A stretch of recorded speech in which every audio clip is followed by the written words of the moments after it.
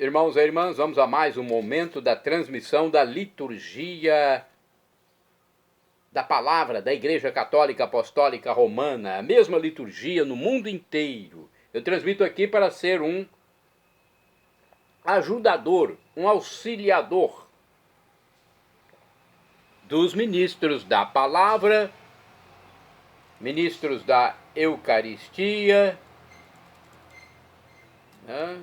Porque eu gosto de ajudar aos meus irmãos católicos, né? Então, se você preside a celebração eucarística ou a celebração da palavra, eu tenho aqui reflexões de sites fidedignos, como o novaaliança.com.br, o revista.arautos.org, entre outros. E a Bíblia. Neste vídeo, que eu transmito nos meus endereços telemáticos, Paulo Roberto Maciel no YouTube, Instagram, Facebook e blog. É só digitar Paulo Roberto Maciel que chega lá. Neste vídeo temos a liturgia referente ao dia 22 de fevereiro de 2025, sábado, dia da festa da Cátedra de Pedro, apóstolo, dentro da sexta semana do tempo comum, no ano litúrgico C, onde se dá mais destaque ao evangelho escrito por São Lucas, é o terceiro evangelho da Bíblia, do Novo Testamento. A cor dos paramentos litúrgicos é branca, conforme eu estou simbolizando aqui com esta veste. No rito temos a missa própria, com o Glória, o Prefácio dos Apóstolos e o ofício da festa. Então é uma missa diferente, a missa de festa da Cátedra de Pedro. Eu sou animador litúrgico e leitor litúrgico, além de tercista e um estudioso da doutrina da Igreja, da história da Igreja Católica Apostólica Romana. Vamos lá, então. Primeira leitura. Leitura da primeira carta de São Pedro, capítulo 5, versículos do 1º ao 4. Caríssimos, exorto aos presbíteros que estão entre vós, eu, presbítero como eles, testemunha dos sofrimentos de Cristo e participante da glória que será revelada. Sede pastores do rebanho de Deus confiado a vós. Cuidai dele, não por coação, mas de coração generoso, não por torpe ganância, mas livremente, não como dominadores daqueles que vos foram confiados, mas antes como modelos do rebanho. Assim, quando aparecer o pastor supremo, recebereis a coroa permanente da glória. Palavra do Senhor, graças a Deus. Salmo responsorial, Salmo 22 na Bíblia Vulgata ou 23 na Bíblia de Jerusalém. Versículos do 1º ao 3º, o A, 3º B ao 4º, 5º, 6º, refrão, versículo 1º. Este é o refrão: o Senhor é o pastor que me conduz, não me falta coisa alguma. Repitamos: o Senhor é o pastor que me conduz, não me falta coisa alguma. O Senhor é o pastor que me conduz, não me falta coisa alguma. Pelos prados e campinas verdejantes ele me leva a descansar, para as águas repousantes me encaminha e restaura as minhas forças. O Senhor é o pastor que me conduz, não me falta coisa alguma. Ele me guia no caminho mais seguro, pela honra do seu nome. Mesmo que eu passe pelo vale tenebroso, nenhum mal eu temerei. Estais comigo com bastão e com cajado, eles me dão a segurança. O Senhor é o pastor que me conduz, não me falta coisa alguma. Preparais à minha frente uma mesa bem à vista do inimigo. Com óleo vós ungis minha cabeça e o meu cálice transborda. O Senhor é o pastor que me conduz, não me falta coisa alguma. Felicidade e todo bem hão de seguir-me por toda a minha vida. E na casa do Senhor habitarei pelos tempos infinitos. O Senhor é o pastor que me conduz, não me falta coisa alguma. Repitamos: o Senhor é o pastor que me conduz, não me falta coisa alguma. Vamos agora à aclamação do Evangelho. A aclamação é minha mesmo, a minha sim, eu que retirei o texto da Bíblia para fazer a aclamação, não é a oficial da igreja, mas o texto sim, o texto do Evangelho é o oficial da igreja. Mateus capítulo 16, versículos do 13 ao 19. Ok? Então vamos à aclamação, que eu mesmo tirei o texto aqui do Evangelho. Aleluia, aleluia, aleluia, aleluia, aleluia, aleluia, aleluia, aleluia. Tudo que ligares na terra será ligado nos céus. Tudo que tu desligares na terra será desligado nos céus. Será desligado nos céus. Aleluia, aleluia, aleluia, aleluia, aleluia, aleluia, aleluia, aleluia. O Senhor esteja convosco. Ele está no meio de nós. Proclamação do Evangelho de Jesus Cristo, segundo São Mateus. Glória a vós, Senhor. Pelo sinal da Santa Cruz, livra-nos Deus, nosso Senhor, dos nossos inimigos. Naquele tempo, Jesus foi à região de Cesareia de Filipe e ali perguntou aos seus discípulos: quem dizem os homens ser o Filho do Homem? Eles responderam: alguns dizem que é João Batista, outros que é Elias, outros ainda que é Jeremias ou algum dos profetas. Então Jesus lhes perguntou: e vós, quem dizeis que eu sou? Simão Pedro respondeu: tu és o Messias, o Filho do Deus vivo. Respondendo Jesus lhe disse: feliz és tu, Simão, filho de Jonas, porque não foi um ser humano que te revelou isso, mas o meu Pai que está no céu. Por isso eu te digo que tu és Pedro, e sobre esta pedra construirei a minha igreja, e o poder do inferno nunca poderá vencê-la.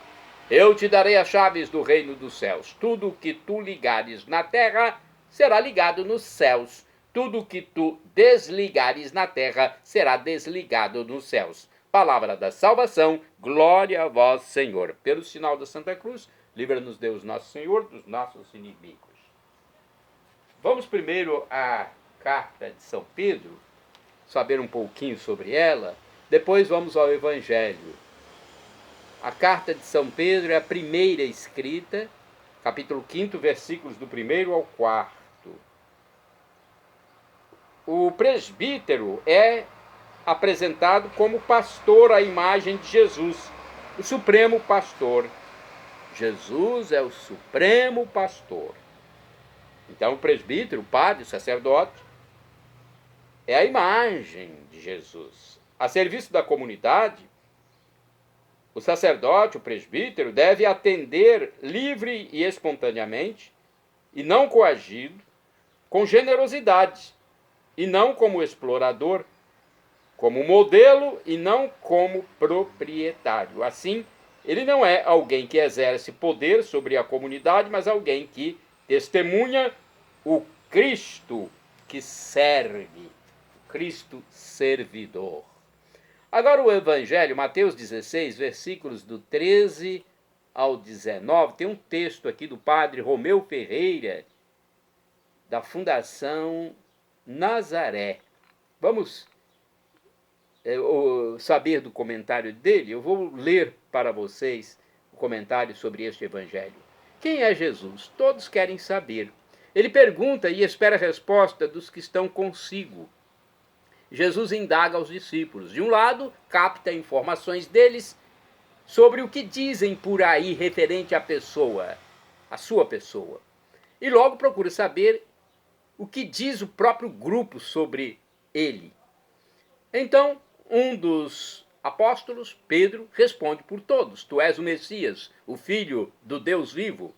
Mas afinal, o que Jesus quer mesmo é saber a resposta pessoal, a minha, a sua e a de cada um em relação a ele. Na primeira abordagem que temos, Jesus é um dos principais personagens bíblicos, mas o espelho ainda é indigno, não é fidedigno de seu rosto. E a segunda se faz necessária para a felicidade advinda da revelação do Pai. Feliz és tu, Simão, filho de Jonas. Na leitura, há 3 pontos, segundo este sacerdote que escreveu o texto. Jesus Messias. O primeiro interesse do texto é a proclamação da messianidade de Jesus. Ele é o Messias, prometido, esperado, o Cristo. E o conhecimento da pessoa de Jesus é graça, é dom de Deus e não obra humana, conforme o versículo 17. A igreja, ela pertence a Cristo. Olha o texto, atenção. Por isso eu te digo que tu és Pedro, e sobre esta pedra construirei a minha igreja. Está no versículo 18. O fundamento sobre o qual se ergue o edifício da salvação é sólido. Ela é uma casa construída sobre a rocha, ainda que apoiada na fragilidade dos humanos. Mesmo assim, as forças do mal jamais prevalecerão contra ela, nos assevera o Mestre Jesus. O terceiro ponto é Pedro. A figura do apóstolo é definida aqui em 3 metáforas. A, pedra, versículo 18. B, chaves. E C, poder de ligar e desligar, versículo 19. Todas estas metáforas têm suas raízes imergidas nos textos messiânicos do Antigo Testamento e apontam Pedro como ponto de convergência do novo povo de Deus. Compreende-se, portanto, que a igreja é fundada sobre a rocha, e esta rocha é a fé de Pedro. O poder que Jesus confere ao apóstolo é magnânimo, ligar e desligar na terra o que Deus ligará e desligará no céu. Céu e terra são 2 polos unidos na criação e não poderiam ser díspares na salvação. Pedro é rocha, pela graça que lhe foi concedida e não por mérito. O Pedro que agora crê, depois o negará 3 vezes. Mas logo o Mestre Jesus lhe dá a oportunidade. Ele aproveita e recupera totalmente, em palavras, pela quantidade e qualidade do amor convicto e expresso em modo tríplice no diálogo do amor, referente a todos nós. João 21, versículos do 15 ao 19, diálogo do amor. Procure verificar depois aí. Vamos seguindo aqui, agora eu vou falar sobre a festa da Cátedra de Pedro. De acordo com o site do Vaticano, a festa de hoje coloca em evidência a Cátedra de São Pedro, ou seja, a missão peculiar que Jesus confiou a Pedro. Essa festa remonta ao século III e se distingue do martírio de Pedro em 29 de junho. A data nasceu para destacar a Cátedra de Pedro, lugar onde o bispo de Roma reside e governa. A cátedra, sede fixa do bispo, na igreja mãe de uma diocese, daí o nome catedral, é símbolo da sua autoridade e doutrina evangélica, que ele, como sucessor dos apóstolos, é chamado a preservar e transmitir à comunidade cristã. Então, a cátedra é a sede fixa do bispo na igreja-mãe de uma diocese. É uma catequese para todos nós. Pode-se dizer que a primeira catedral foi o cenáculo, onde Jesus reuniu os seus discípulos para a última ceia, e onde, junto com a Virgem Maria, os discípulos receberam o dom do Espírito Santo. Com o passar do tempo, Pedro transferiu-se para Antioquia, cidade evangelizada por Barnabé e São Paulo, onde os discípulos de Jesus foram chamados cristãos pela primeira vez. Atos, capítulo 11, versículo 6. Pedro foi o primeiro bispo de Antioquia, por isso a cidade celebrava uma festa própria da Cátedra de Pedro, no dia 22 de fevereiro. A seguir, Pedro foi para Roma, onde concluiu sua vida terrena com o martírio. Por este fim glorioso de sua existência, Roma foi considerada a sede da Cátedra de Pedro, celebrada em 18 de janeiro. Em 1960, o Papa João XXIII uniu as duas festas, abolindo a de 18 de janeiro. Logo, esta festa representa a autoridade pastoral e magistral que Cristo conferiu ao apóstolo Pedro, segundo a passagem evangélica da liturgia. Os testemunhos de São Jerônimo e Santo Agostinho ajudam-nos a compreender melhor seu significado e valor. São Jerônimo escreve: decidi consultar a cátedra de Pedro, onde se encontra aquela fé que a boca de um apóstolo exaltou. Agora venho pedir um alimento para minha alma ali, onde outrora recebi a veste de Cristo. Não busco outra primazia a não ser de Cristo. Por isso ponho-me em comunhão com a tua bem-aventurança, ou seja, com a cátedra de Pedro. Sei que sobre esta pedra está edificada a igreja. Santo Agostinho acrescenta: a instituição da solenidade de hoje recebeu o nome de cátedra dos nossos predecessores, porque se diz que o primeiro apóstolo, Pedro, tomou posse da sua cátedra episcopal. Por este preciso motivo, as igrejas honram a origem da sede que o apóstolo aceitou para o bem das igrejas. Naquele tempo, ao chegar ao território de Cesareia de Filipe, Jesus perguntou a seus discípulos: no dizer do povo, quem é o filho do homem? Responderam: uns dizem que é João Batista, outros Elias, outros Jeremias, ou algum dos profetas. Disse-lhes Jesus: e vós, quem dizeis que eu sou? Simão Pedro respondeu: tu és o Cristo, o Filho de Deus vivo. Jesus então lhe disse: feliz és tu, Simão, filho de Jonas, porque não foi a carne nem o sangue que te revelou isto, mas meu Pai que está nos céus. E eu declaro: tu és Pedro, e sobre esta pedra edificarei a minha igreja. As portas do inferno não prevalecerão contra ela. Eu te darei as chaves do reino dos céus.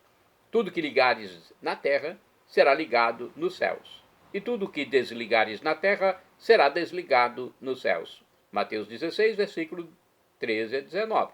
Jesus interroga os seus discípulos e depois de lhes perguntar o que o povo pensa dele, encurta a questão, dizendo: e vós? Quem dizeis que eu sou? Esta questão perpassa os séculos, a fim de confirmar que a fé em Jesus é fé em Deus, no Senhor Jesus Cristo, e se coliga com a função de Pedro e de seus sucessores.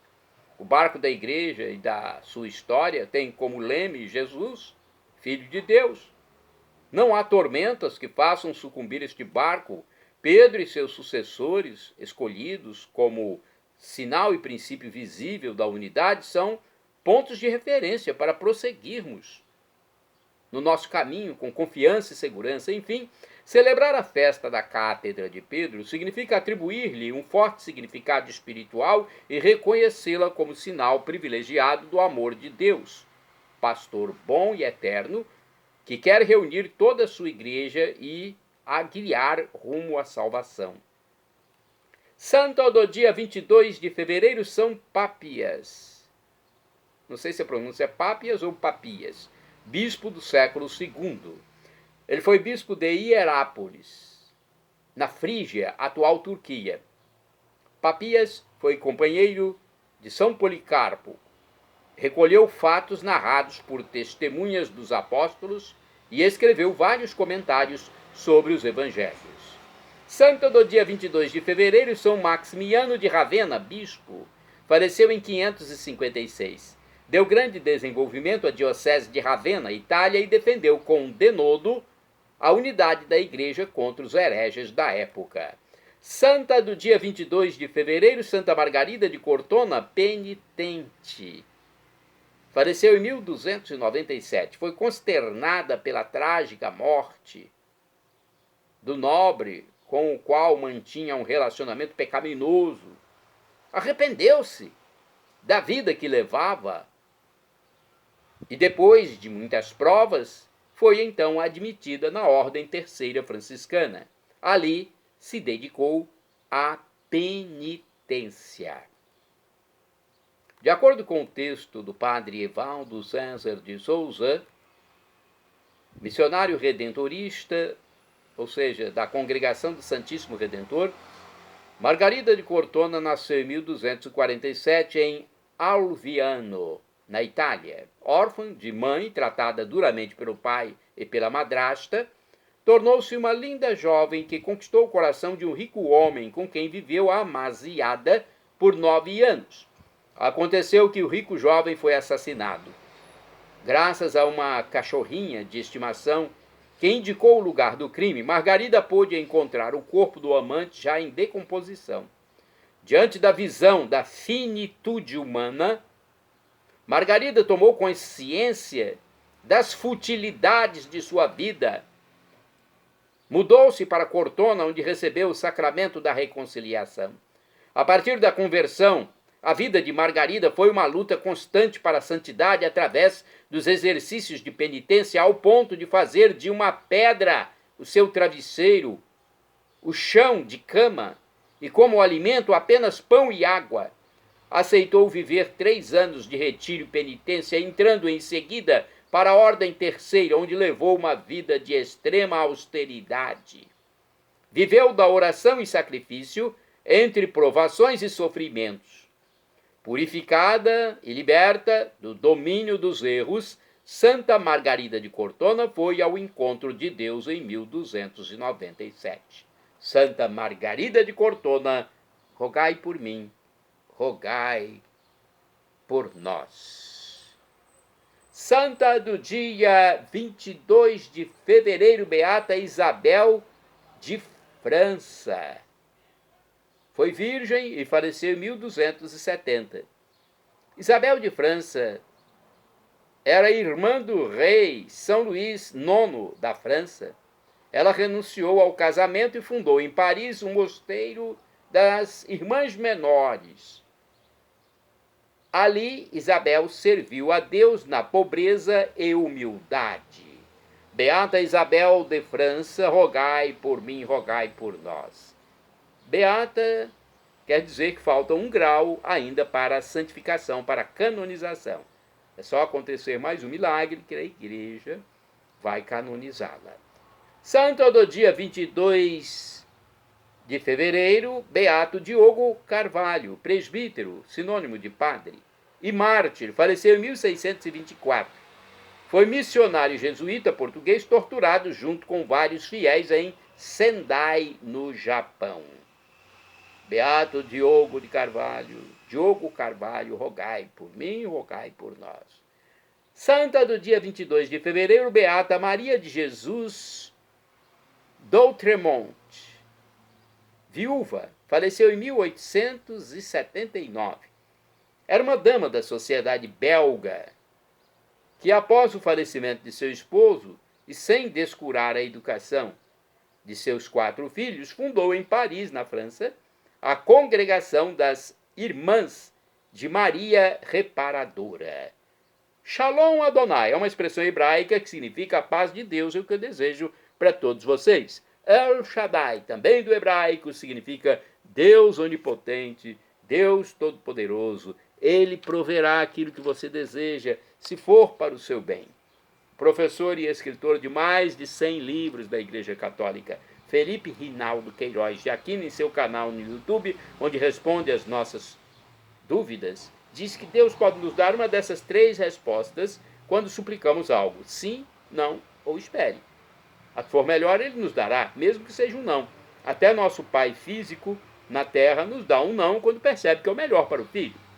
E agora eu clamo Maranatá, como dizemos nós católicos, ou Maranata, como dizem nossos irmãos separados, os evangélicos ou protestantes. Não importa a pronúncia, o significado é o mesmo.